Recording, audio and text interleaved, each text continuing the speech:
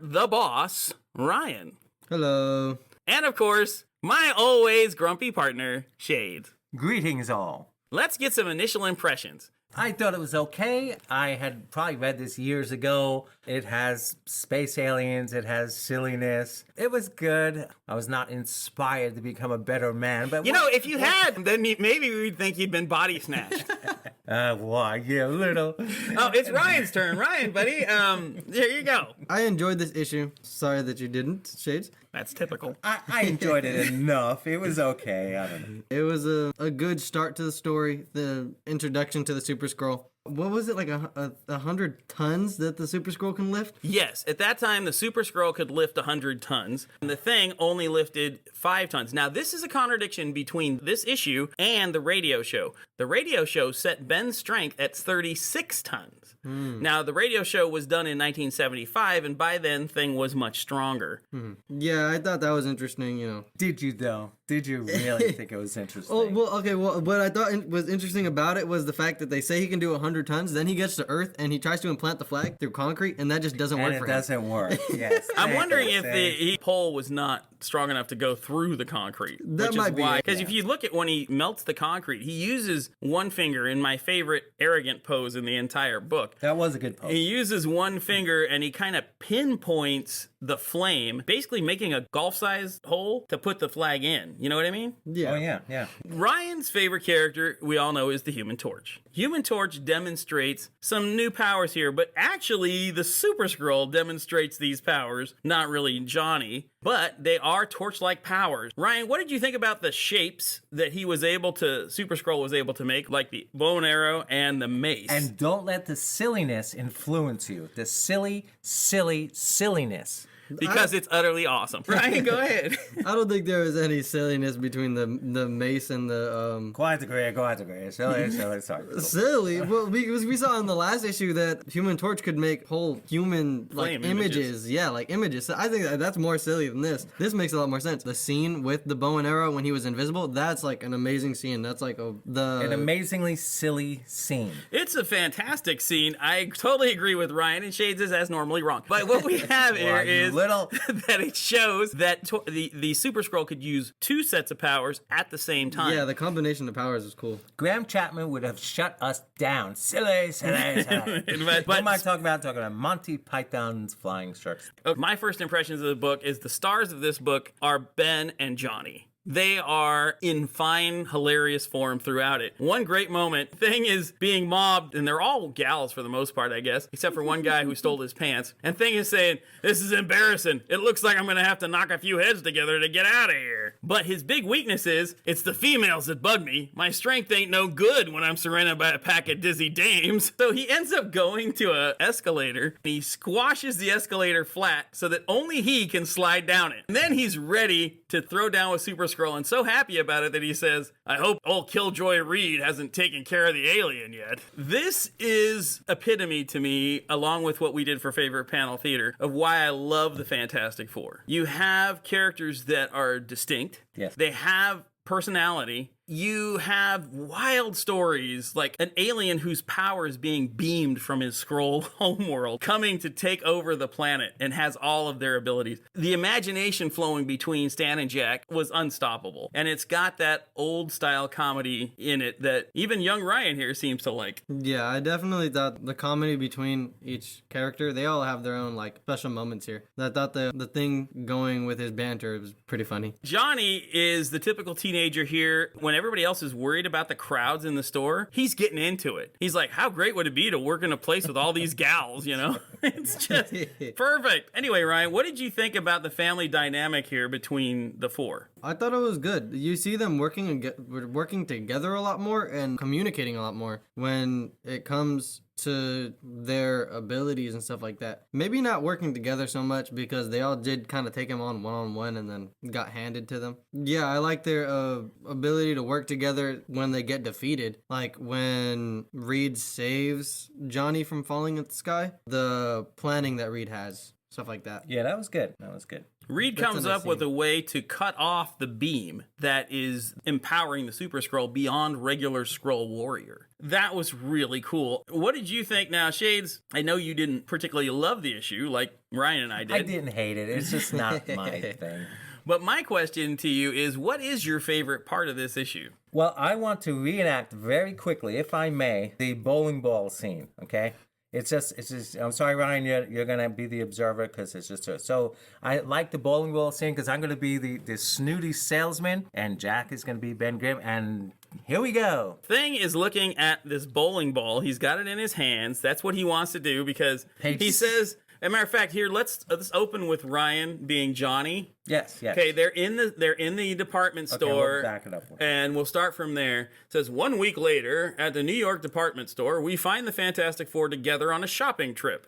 I just adore seeing the new fashions. I think I'll browse around the book department.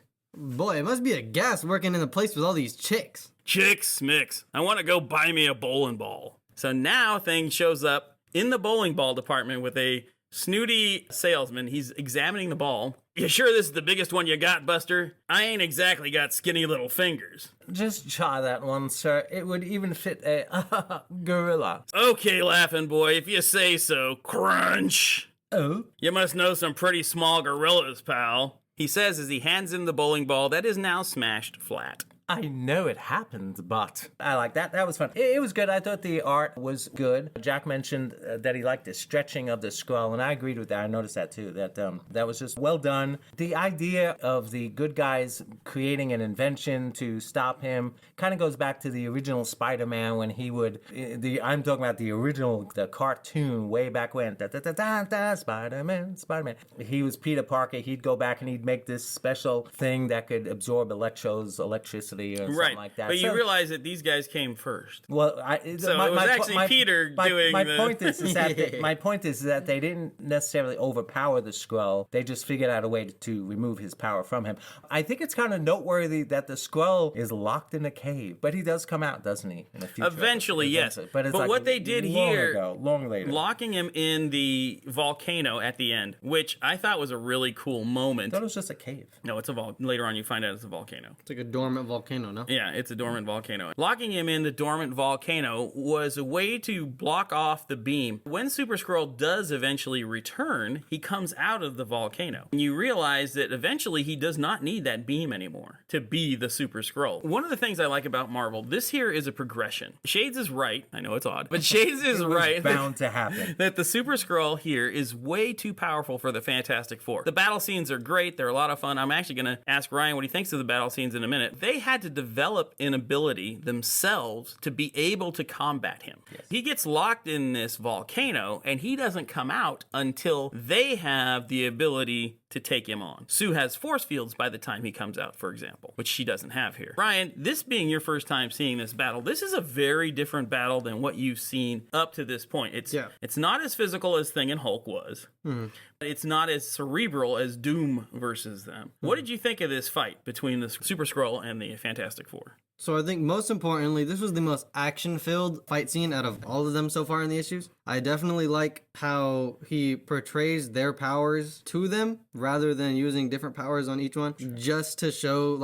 I guess in an ego move. I thought that was one of the biggest things. You can definitely see the art getting better each time, their portrayal of each power. Like when he is reaching for the big old block of whatever that is. The mountain side? Yeah, the big old block of mountain. Or when Reed hits his hand on it and then it's all, broken down and still extended outwards. That's really nice. Firefight between him and Human Torch where he ends up using the carbon on him is really cool looking too. Literal that and the chains. fight. I enjoyed that chain scene when he, tries to chain him up with the flame. Why are there chains in flames? Why not just have flames? Because he's got flair.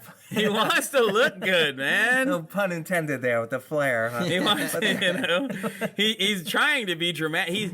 Super Skrull is mimicking Johnny out of all of them. He doesn't mimic Thing when it comes to his punches. He doesn't really mimic Reed when it comes to stretching. But almost every time he uses the Human Torch power, he mimics Torch's poses. He looks like a bigger Torch with pointy ears. And that's why it says flame on. Right. Yeah. When he's showing the king, he says flame on. Right. He's purposely trying to beat Johnny at his own game. And I guess you could say Skrulls are trained almost from creations, from their inceptions, to mimic people. Yeah, So- Right. that's what So- Johnny says here. He Yeah. says, something So about not just mimic them physically, but also their personality. So he mimicked his flame on, saying the words flame Oh, on. don't totally. Yeah, that's what Johnny says in the panel. You conceded Crumb, all your Skrulls are good for is copying people. That's their literal idea, their that's whole their- thing. Kirby's artwork is very imaginative in here. When he takes on Thing, he uses the rock shield to block Thing's punch, and it gets stuck on Thing's hand. When Thing knocks it off, he becomes a battering ram, literally, in a trip kit. Ben charges for him, but he thumps Ben, and Ben goes flying off and grabs hold of a building. It's the whole artwork there was just absolutely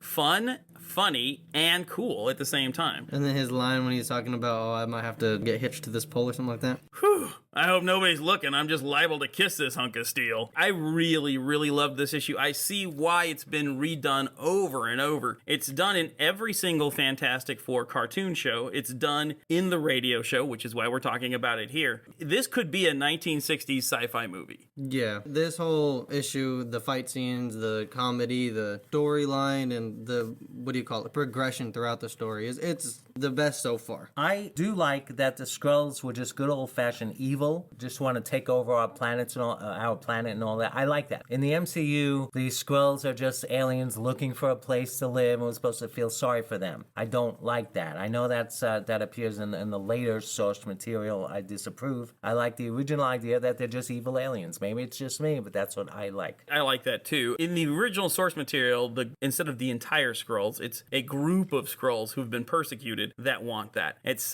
not the same as the MCU. I mean, you have full-on Skrull villains here. We're gonna wrap it up in the traditional way, where we're gonna do a yay or nay on this episode's villain. We're gonna do this one a little different. We're gonna deal with the villain himself, and we're gonna deal with the concept of the Skrulls. I love the concept of the Skrulls. I love the whole mimic. I love the whole secret invasion type character. It's reminiscent of when communist spies ran through the government, that kind of a thing. And I'm sure that's what they're reminiscing is. intentionally. Yeah. Big yay on the Super Skrull for me. Now let's go to Shades. I agree with that. You actually don't see what you're talking about in this episode, do you? You don't see in later Super Skrull episodes. You actually see the stony hand of Ben Grimm on fire being stretched. Yay, a weak yay. I'm sorry.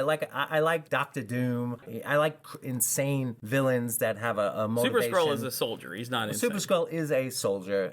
Yeah, I feel like for an early villain, especially because the like how you mentioned in the movies, they had to go find some home or something. They needed some nuance because a lot of the villains in that were just like aliens trying to take over. That makes sense. What it does here, it's a good concept. It's a good idea. As for the villain himself, I give it a good yay. Because his abilities, the way he can actually use those strengths and powers at once is just, there's not anything like we've seen before. And I also do kind of like his ego and how he's, full of himself as Dr. Doom is. Excellent. So, looks like, for once, we all agree. That's it for this episode and this issue. Until next time, be fantastic.